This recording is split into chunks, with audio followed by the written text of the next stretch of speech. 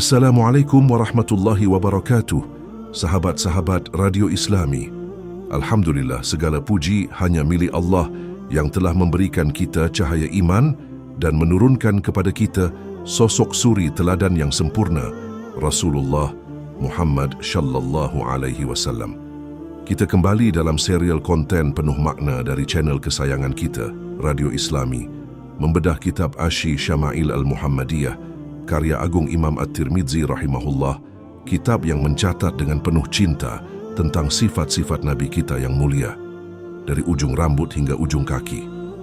Hari ini, kita akan melanjutkan perjalanan cinta ini, menyelami bab 7 sampai bab 10, yaitu tentang celak mata Rasulullah, pakaian beliau, alas kaki khuf, dan juga sandal kesayangan beliau. 4 bab yang terlihat sederhana, tapi mengandung hikmah yang luar biasa. Bab 7, celak mata, kesehatan, kecantikan, dan sunnah. Kita mulai dari celak mata Rasulullah sallallahu alaihi wasallam. Dalam hadits dari Ibnu Abbas disebutkan, Rasulullah sallallahu alaihi wasallam memiliki celak yang beliau pakai dari batu itsmid. Beliau bercelak dengan 3 kali usapan pada mata kanan dan 3 kali pada mata kiri. Sahabat itsmid adalah batu hitam keperakan yang digiling halus menjadi serbuk celak. Bukan sembarang kosmetik, tapi memiliki khasiat untuk kesehatan mata. Zaman dulu, ini adalah pengobatan yang sangat dikenal dan dipercaya. Bayangkan, Nabi yang mulia tidak hanya mengajarkan tentang tauhid, ibadah, dan akhlak, tapi juga mengajarkan kita untuk merawat diri dan menjaga kesehatan. Bahkan, detail kecil seperti berapa kali usapan dalam bercelak pun diajarkan. 3 kali, sebuah angka ganjil yang sering Rasulullah pilih dalam banyak amal. Karena Allah itu ganjil dan menyukai yang ganjil, bercelak adalah sunnah. Dan seperti semua sunnah lainnya, ia membawa berkah. Bahkan para sahabat meniru celak beliau hingga dikenal bahwa mata para sahabat pun bercahaya karena meneladani Rasulullah. Bab ke-8, pakaian Nabi. Keindahan yang lahir dari kesederhanaan. Selanjutnya kita masuk ke bab tentang pakaian Rasulullah.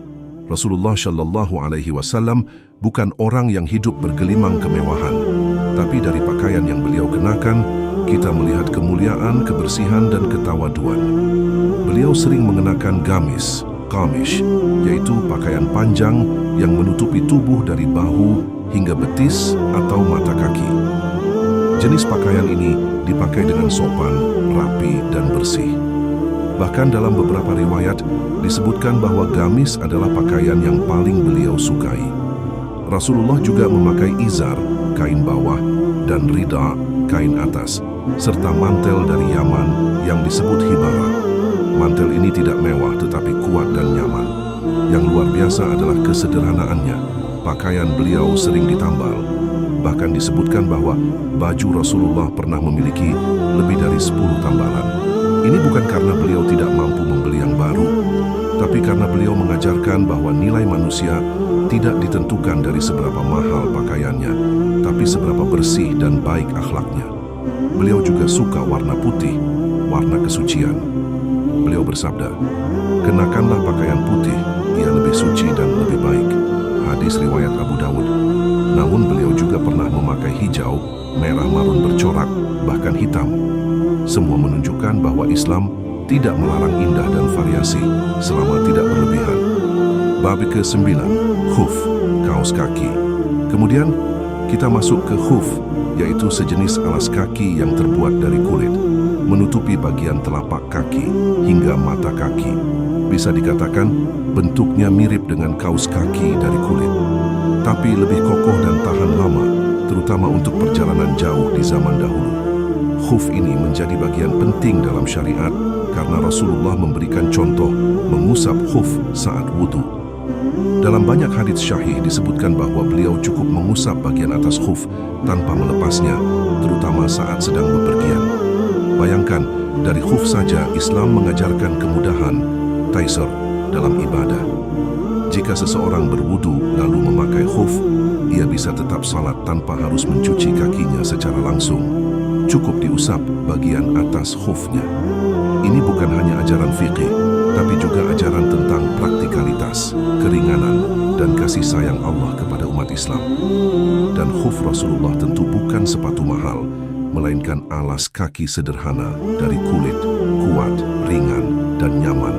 Sangat sesuai dengan karakter beliau yang penuh kesederhanaan dan efisiensi dalam segala hal.